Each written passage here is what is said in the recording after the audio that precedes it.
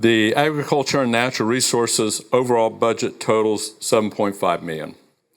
There is a 17.2% increase in total spending over the current fiscal year.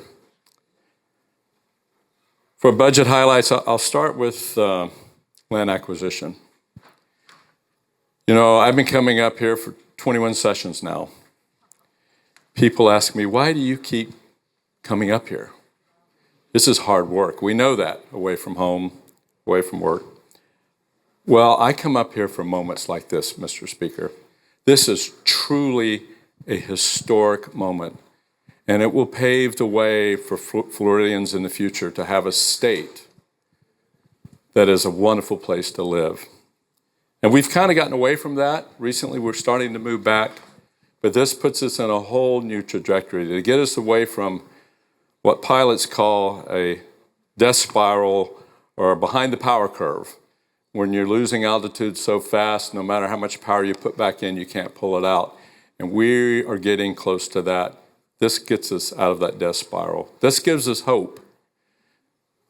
So I'm deeply, deeply honored. I want to thank Speaker Renner, Chairman Leak, our leadership team, for really standing, Chairman Payne and our infrastructure committee, where we, for the first time, look at infrastructure, environmental resources, clean water, clean air, the things that sustains us, our green space, as critical infrastructure. So I'm passionate about this budget, and this is a wonderful day for the state of Florida.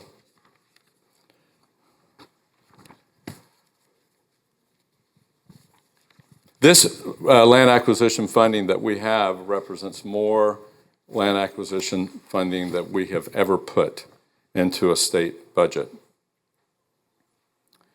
It fully funds with a recurring, it gives us a recurring commitment in funding Florida forever. This has never been done. So we have $100 million in this budget in the Florida Forever Fund. So we know that when our land acquisition agencies start acquiring land, when they start negotiating with the private sector, they have something they can depend on in the future. Moving over to some of the specific purposes. Our increase is a difference in $849 million from the original House budget.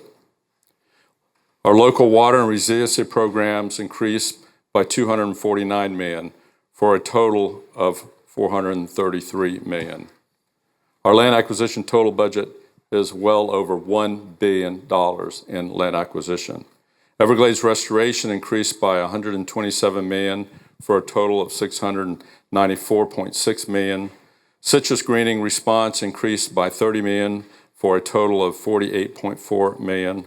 Water quality improvements projects for the Caloosahatchee River watershed was adjusted and added to be a total of $25 million. State parks and aquatic preserve funding increased by $12 million for a total of $44 million.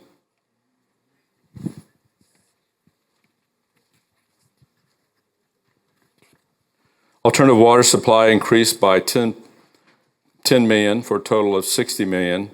Artificial reef funding was added for a total of $10 million.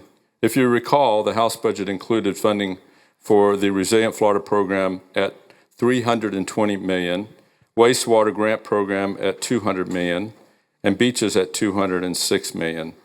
Those programs and funding levels were maintained through the conferencing process and are included in the final conference report.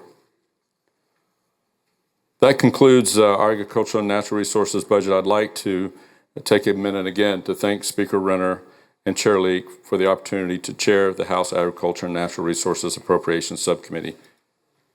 It's been a great honor to be here.